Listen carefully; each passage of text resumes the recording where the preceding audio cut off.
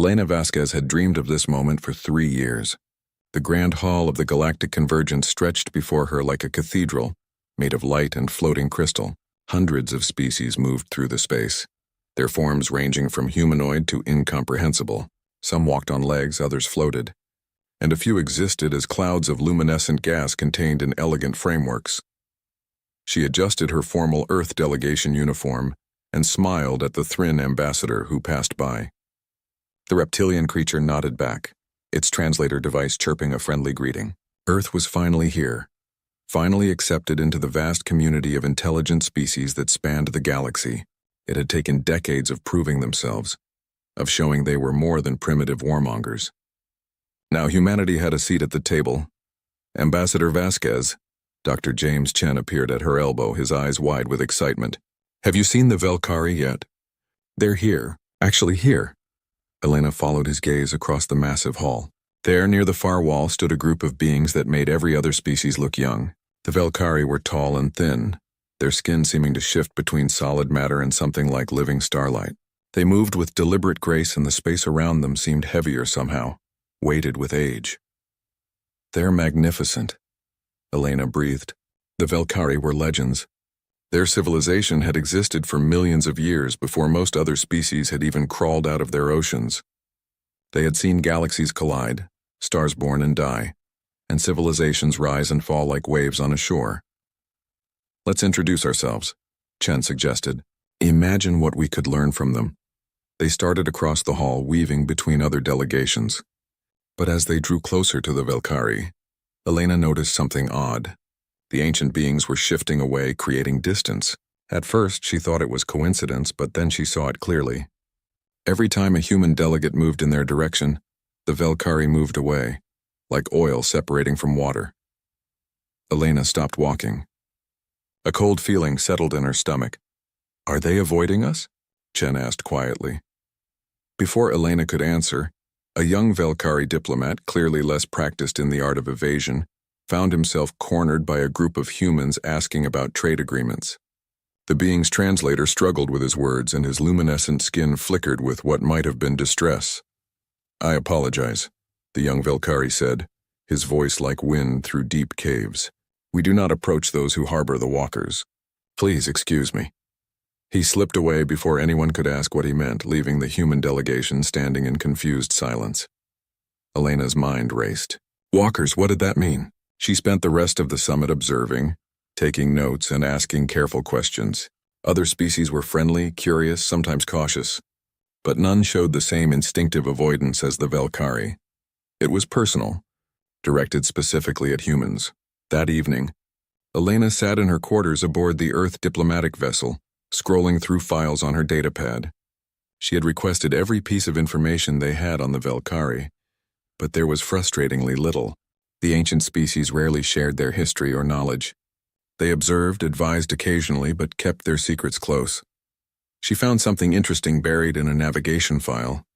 When Earth had first made contact with the galactic community, they had submitted their stellar coordinates. Standard procedure. But someone had flagged an anomaly. In the Velkari star charts, some of which were thousands of years old, Earth's sector was marked differently than the surrounding space. Elena zoomed in on the notation.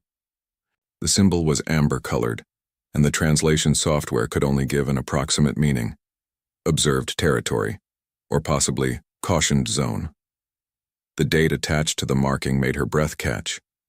50,000 years ago, long before human civilization existed, long before humans had even left Africa. She called Chen immediately. "Look at this," she said, sharing her screen. "They marked our sector as special 50,000 years ago." "Why would they do that?" Chen stared at the image, his face pale in the blue light of the display. "That doesn't make sense. We weren't anything 50,000 years ago. Just small tribes of hunter-gatherers. Nothing that would interest a galactic civilization, unless they weren't interested in us," Elena said slowly. "What if they were interested in something else? Something already there?" The next morning, Elena requested a formal audience with Elder Morthane, the head of the Velkari delegation. She expected to be refused, but surprisingly, the ancient being agreed to meet her in a private chamber away from the crowds. The room was simple, lit by soft light that seemed to come from nowhere and everywhere. Elder Morthane stood near the far wall, his form more solid than the younger Velkari, as if age had made him denser, more real. "You wish to know why we avoid your kind?" he said before Elena could speak. It was not a question. "Yes," Elena replied. "And I want to know about the marking on your star charts. The amber zone around Earth." The elder was silent for a long moment. When he finally spoke, his voice carried the weight of ages. "Some things walked into your cradle long ago, Ambassador Vasquez. They chose your world when your species was still learning to make fire. We do not know why they chose you. We only know that they never left." "What things?" Elena demanded. "What are you talking about?" "The walkers," Morthane said, and for the first time Elena heard fear in an immortal being's voice. "They wear your faces. They move among you. And you do not even know they are there. We will not approach a world that harbors them. We made that mistake once long ago. We will not make it again." Before Elena could ask another question, the elder turned and left the room, his form seeming to fade like morning mist. Elena stood alone in the empty chamber, her mind spinning with questions that had no answers, and a growing certainty that humanity's place in the galaxy was far more complicated than anyone had realized. 3 weeks after returning to Earth, Elena stood in her Geneva office surrounded by holographic displays showing archaeological sites from across the planet. Dr. Chen sat at the conference table, his fingers dancing across a tablet as he pulled up file after file. They had spent every day since the summit digging into Earth's past, looking for evidence of whatever the Velkari feared. "I still think this is insane," Chen said, but his tone lacked conviction.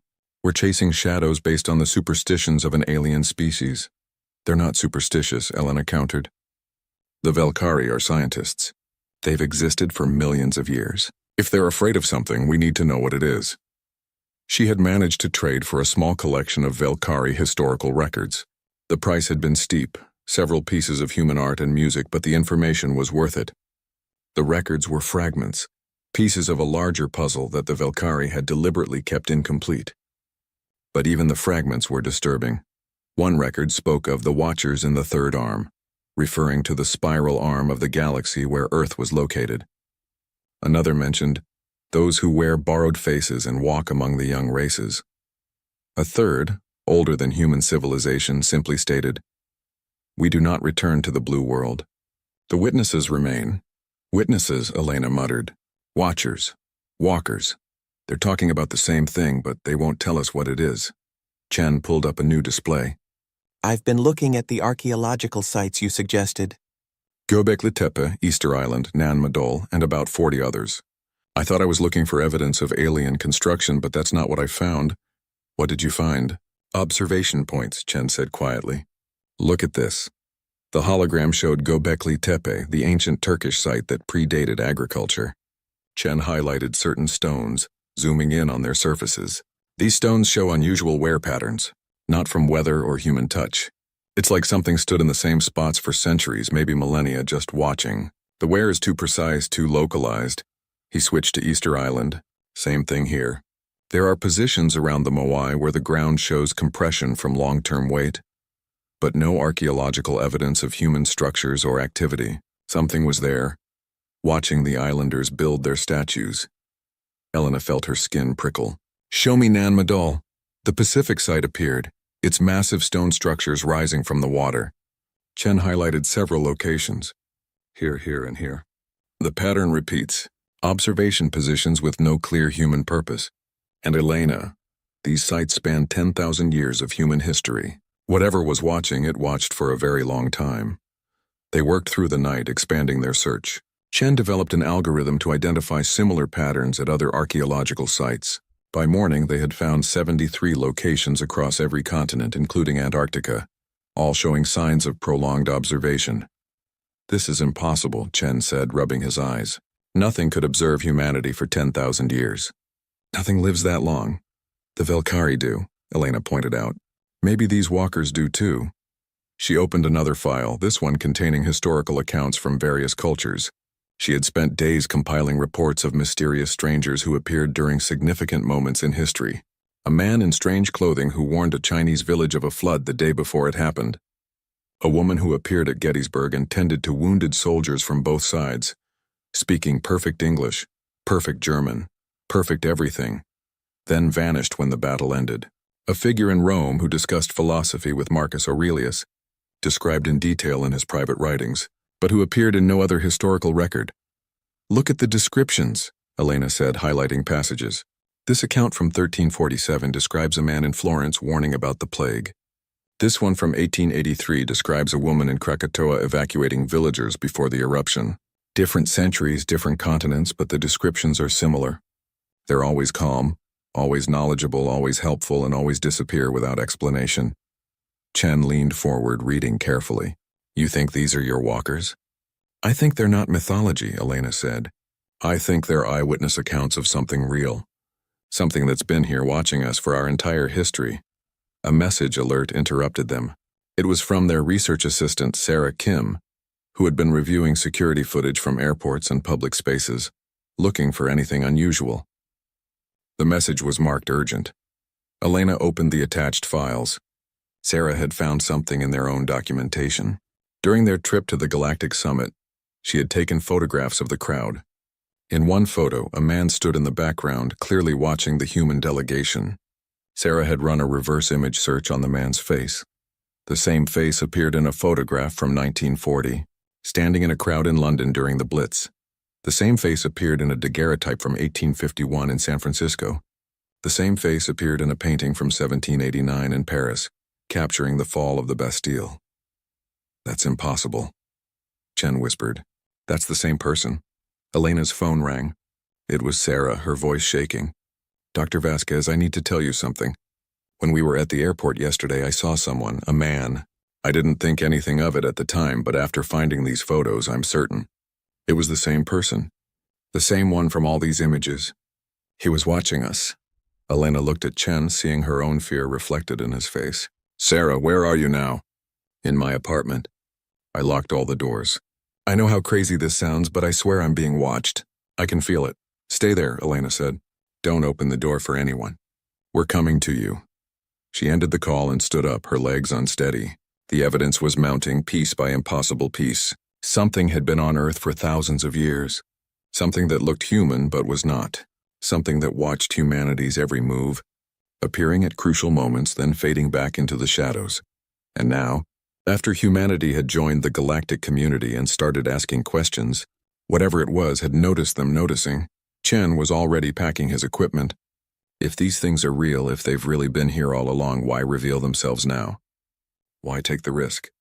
Elena thought of the Velkari, of their ancient fear, of Elder Morthane's warning. Maybe they're not revealing themselves, she said slowly. Maybe we're finally advanced enough to see them. And maybe that's what the Velkari are afraid of. Not that the walkers exist, but that we're finally ready to know they exist. And then what happens? Chen asked. Elena had no answer. She only knew that they had opened a door that had been closed for 10,000 years. And whatever stood on the other side had been waiting patiently for humanity to finally turn the handle. The message arrived at 3 a.m, pulling Elena from restless sleep. It was a simple text on her secure government channel, coordinates in Antarctica, followed by a single sentence. If you want answers, come alone. Bring Dr. Chen. Tell no one else. Elena stared at the screen, her heart pounding. She should report this. Protocol demanded it. But something told her that whoever sent this message would disappear if she brought security forces or government officials. This was an invitation, not a threat, and it might be her only chance to learn the truth. She called Chen. He answered on the first ring, his voice alert. He had received the same message. This is a terrible idea, he said. I know, Elena replied. I'm going anyway. I know, Chen said. I'll meet you at the airfield in 2 hours. The flight to Antarctica took 14 hours. They traveled in a small research plane, using Elena's diplomatic credentials to avoid too many questions. The coordinates led them to a remote section of the continent, far from any established base or research station. The landscape was endless white, broken only by blue shadows and the occasional ridge of exposed rock. There's nothing here, Chen said, checking their instruments.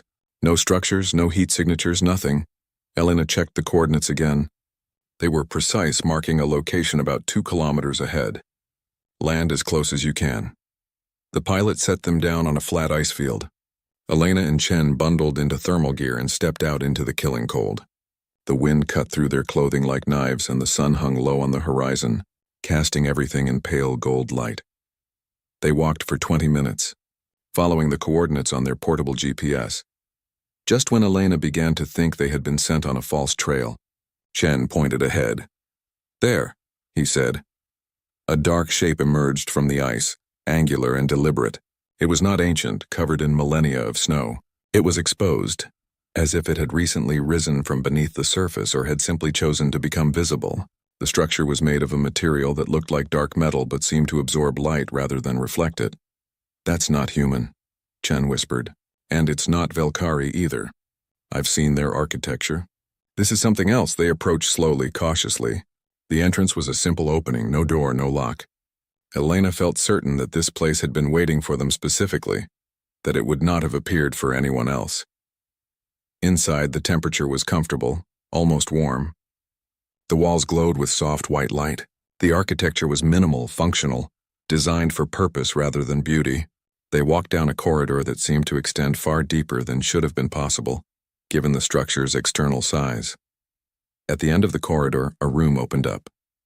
It was circular, with walls that displayed images, millions of them flickering past too quickly to see clearly. But Elena caught glimpses. Humans building cities, fighting wars, creating art, loving, dying, living. The entire history of humanity played across those walls in an endless stream. In the center of the room stood a man. He looked perfectly ordinary. Average height, average build, dark hair, brown eyes, wearing casual clothes that would not look out of place in any city on Earth. He could have been anyone, a teacher, a businessman, a neighbor.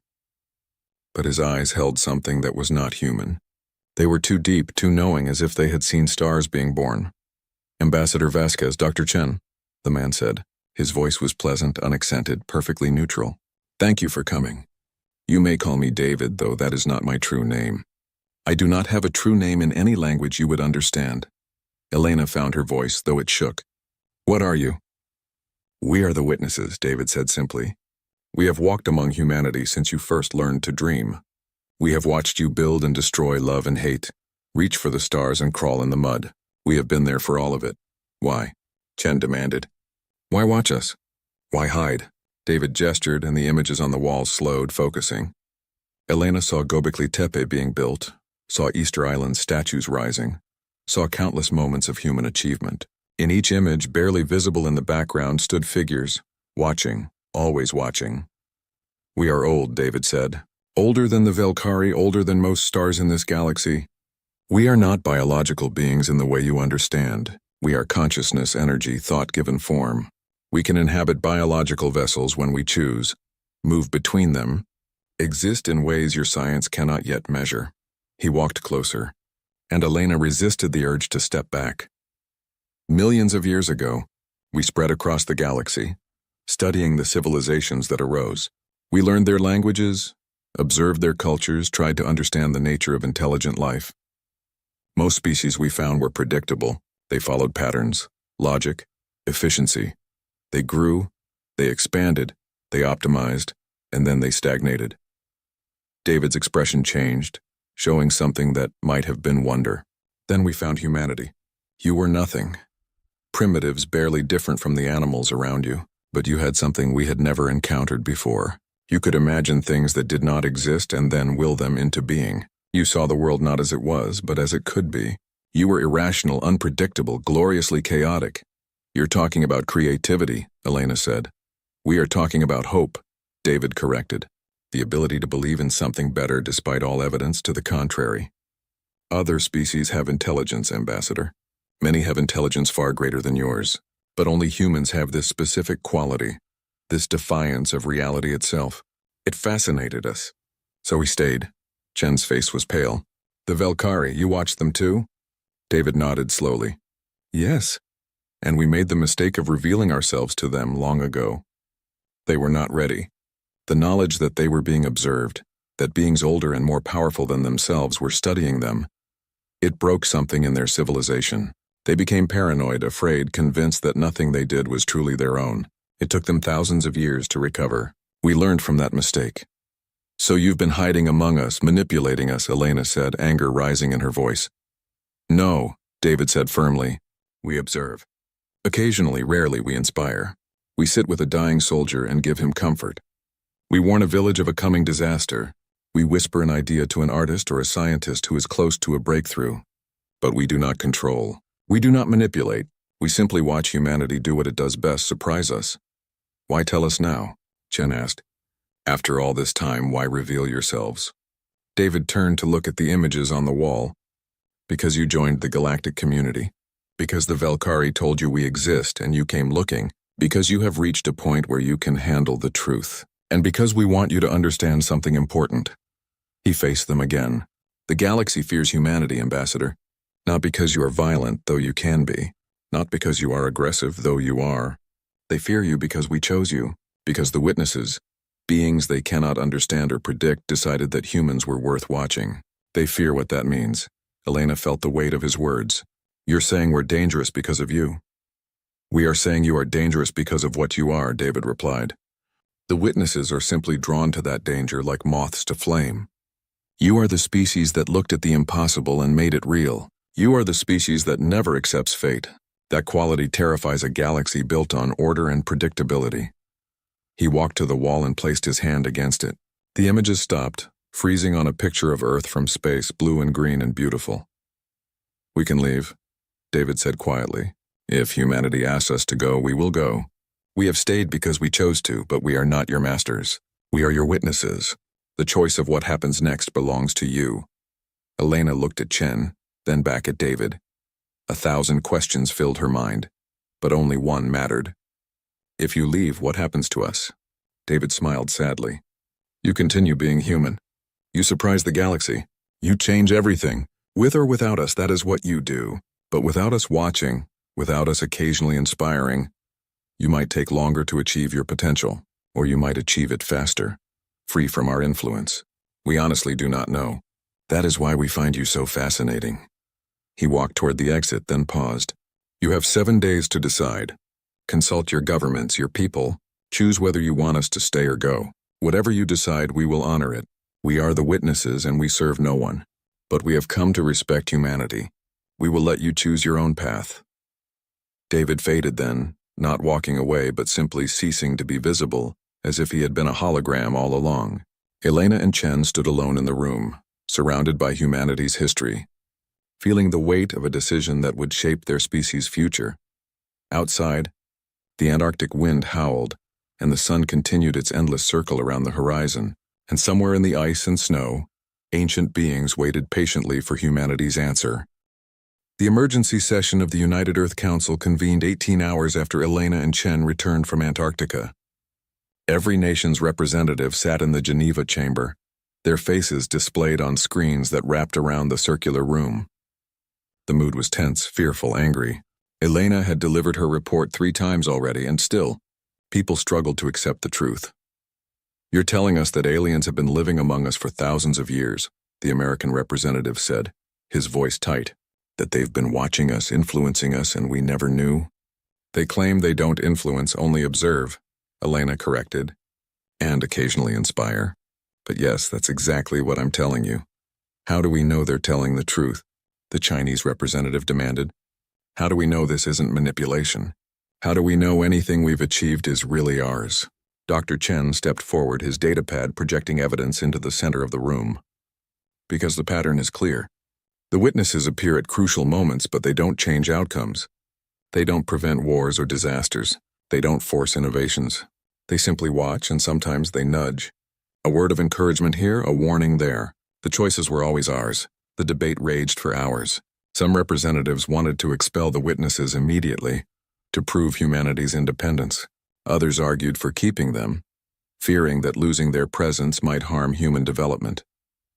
A few suggested trying to capture and study them, which Elena dismissed as both impossible and foolish. The arguing was interrupted by an incoming transmission from the galactic community. The Velkari had called for an emergency session regarding Earth. Elena felt her stomach drop as she accepted the connection. Elder Morthane's form appeared in the center of the chamber, his ancient face grave.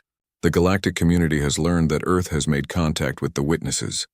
We demand immediate clarification. Elena stepped forward. We have confirmed their presence. We are currently deciding how to proceed. The response was immediate and devastating. Representatives from dozens of species appeared, their voices overlapping in the translator systems. The word expulsion was repeated multiple times. Several species demanded that humanity be removed from the galactic community entirely.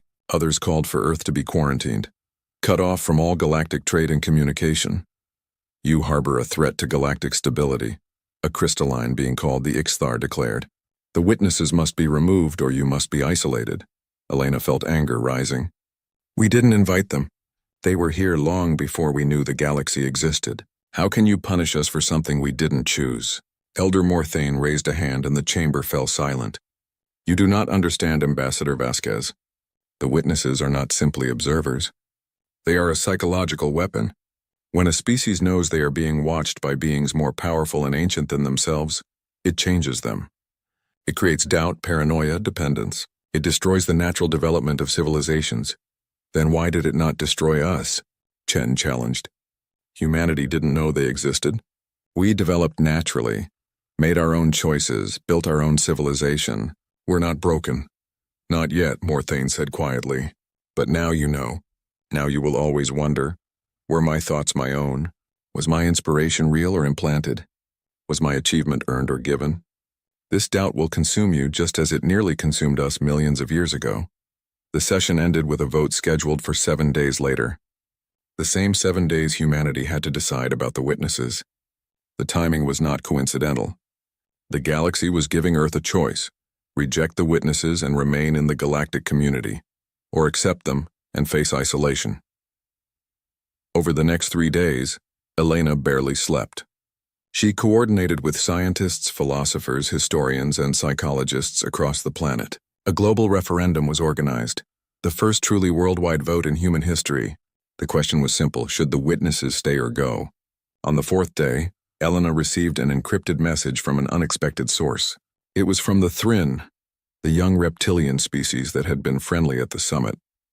Their representative, Ambassador Krell, requested a private conversation. Elena accepted the call in her secure office. Krell's scaled face appeared on her screen, his eyes bright with curiosity rather than fear. Ambassador Vasquez, my species has been discussing your situation. We are not like the Velkari. We do not fear the witnesses. We find them fascinating. That's an unusual position, Elena said carefully. Krell's translator clicked as he made a sound that might have been laughter. My people are only 10,000 years old as a civilization. We are children compared to the Velkari. Perhaps that is why we see this differently. The old species, they are set in their ways. They fear change, unpredictability. But we young species, we understand that the galaxy needs chaos sometimes, needs something unexpected. He leaned closer to his camera. I will tell you a secret, Ambassador. There are many young species in the galaxy who are tired of the old rules, the old fears. We have been talking among ourselves. If Earth is expelled for harboring the witnesses, several of us plan to leave the galactic community in protest. We would rather trade with humanity and its mysterious guardians than bow to the Velkari's paranoia. Elena felt hope stir for the first time in days. You would risk that? We would, Krell confirmed, because we see what the old species refused to see.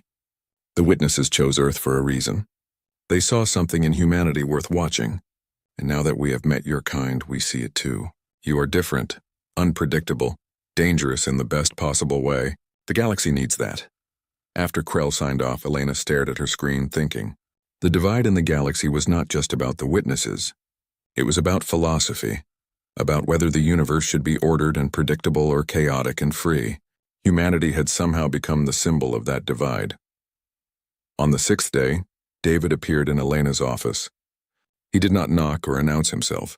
He was simply there, sitting in the chair across from her desk as if he had always been there. The vote is tomorrow, he said. Have you decided what you will recommend? Elena had been composing her speech for hours, but seeing David, she felt all her prepared words crumble. Tell me the truth. Why do you really stay? Not the philosophical answer about hope and creativity, the real reason. David was silent for a long moment. When he spoke, his voice carried genuine emotion for the first time. Because in all our existence across millions of years and thousands of civilizations, only humans have ever asked us to leave. Only humans have ever questioned whether they want gods watching them. Every other species either feared us or worshipped us. You do neither. You simply ask what gives you the right. He stood and walked to the window looking out at the city below. That defiance, that refusal to accept fate or authority without question, that is why we stay. Because you remind us that free will matters. That choice matters. And because watching you choose again and again to be brave when it would be easier to be afraid, that is the most beautiful thing we have ever witnessed. Elena felt tears on her cheeks and did not wipe them away. If we ask you to stay, the galaxy might turn against us. Yes, David agreed. If we ask you to leave, we might lose something essential, something that has guided us for millennia. Perhaps, David said. Or perhaps you will discover that you never needed us at all. That everything you achieved was always yours. Which is it? Elena asked. Did we need you or didn't we? David smiled, and for the first time he looked genuinely human. That is exactly the right question, Ambassador. And I have no idea what the answer is. Neither do you. Neither does anyone. You must choose based on faith, not knowledge, just like humans have always done. He faded then, leaving Elena alone with her thoughts and her speech and a choice that would echo through human history. The next morning, as the sun rose over Geneva, Elena Vasquez stood before the United Earth Council and the watching world, ready to deliver her recommendation. In orbit above Earth, the galactic community waited for their answer. And somewhere in the shadows between crowds, in the spaces where history was made, the witnesses waited patiently to learn what humanity would choose. Elena stood at the podium in the United Earth Council chamber, looking out at the faces of humanity's representatives. Behind them, billions watched through screens and networks, waiting for her words. Above Earth, the galactic community's ships held position, ready to enforce whatever decision came from this day. The weight of the moment pressed down on her like gravity from a dying star. She had stayed up all night, rewriting her speech dozens of times. In the end, she had thrown away all the careful political language and decided to speak from her heart. 7 days ago, I met a being who calls himself David, Elena began. He told me that he and others like him have watched humanity for 10,000 years. They have seen us at our best and our worst. They have witnessed every triumph and every tragedy, and through it all they have chosen to stay, not because they control us, but because they find us interesting. She paused, letting the words settle. The Velkari warn us that knowing we are watched will destroy us. They say it will create doubt, paranoia, that we will never trust our own thoughts again. They speak from experience, from their own pain. And I respect that pain, but I respectfully disagree with their conclusion. Elena pulled up a display showing humanity's history. Images flashed across the screens. Cave paintings, pyramids, cathedrals, rockets, space stations, the first human steps on Mars. Humanity has always known it was being watched. We have told stories of gods and spirits and ancestors looking down on us since the beginning. We have always wondered if our thoughts were our own, or if something greater was guiding us. The witnesses did not create that question. They are simply one possible answer to it. Dr. Chen stood in the front row, nodding slightly. Elena continued, her voice growing stronger. The real question before us is not whether the witnesses should stay. It is what kind of species we choose to be. Do we send them away to prove we are independent? Or do we accept their presence and prove that we are strong enough to know we are watched and still choose our own path? The chamber was silent. Elena took a breath and delivered the core of her argument. I recommend that we invite the witnesses to stay, but not on their terms, on ours. Murmurs rippled through the crowd. Elena raised her hand for silence. We tell them no more hiding, no more appearing and disappearing like ghosts, no more subtle inspiration and mysterious nudges. If they want to stay, they live among us openly. They accept human laws, human customs, human rules. They become part of our civilization, not shadows haunting it. She pulled up the referendum results that had been finalized an hour before. The global vote was close. 51% in favor of keeping them, 49% for expulsion. But here's what convinced me. The question we asked was wrong. We asked, should they stay? We should have asked, can we handle knowing they stay? And the answer to that question is yes. Humanity can handle anything. Elder Morthane's form appeared in the chamber, shimmering into existence. His ancient face was troubled. Ambassador Vasquez, you do not understand what you are choosing. The doubt will consume you. Elena met his gaze steadily. With respect, Elder, you are projecting your trauma onto us. Your species was not ready to know you were watched. We are. We have always questioned ourselves, always doubted, always wondered if we were good enough, smart enough, worthy enough. The witnesses change nothing about that. They are just one more thing to question, one more uncertainty to embrace. A new voice entered the conversation. It was David, appearing beside Elder Morthane. His presence caused a stir in the chamber, but he waited patiently for silence. "The ambassador has proposed terms," David said. "The witnesses accept them. We will no longer hide. We will register ourselves with human authorities. We will live openly among you, subject to your laws. We will not interfere, but we will no longer pretend to be what we are not." "How many of you are there?" Chen asked from the audience. David's expression became thoughtful. "On Earth? Perhaps 300.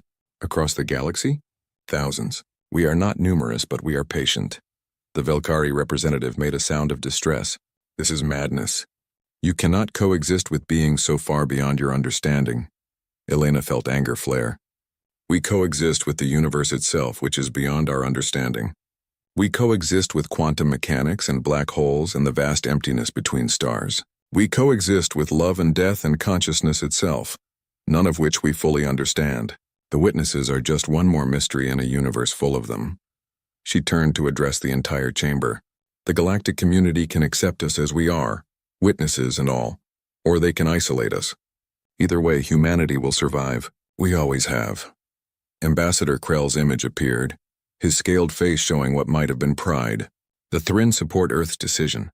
We vote to keep humanity in the galactic community, regardless of their choice about the witnesses, and we are not alone in this."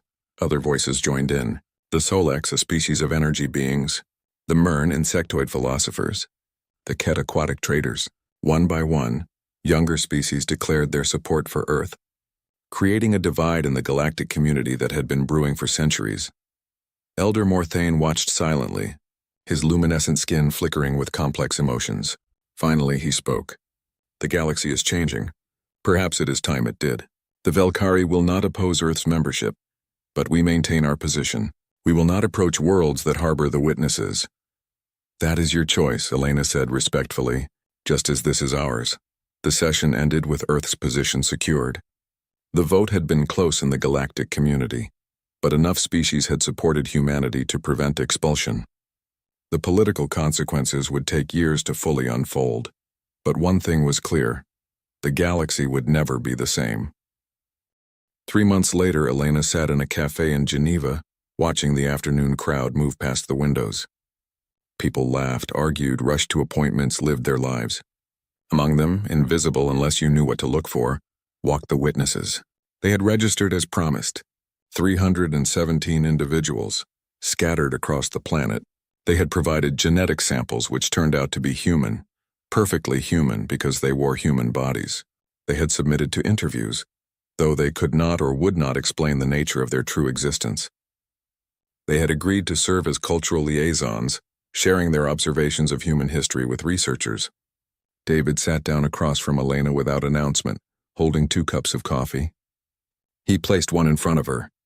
"You don't need to drink coffee," Elena observed.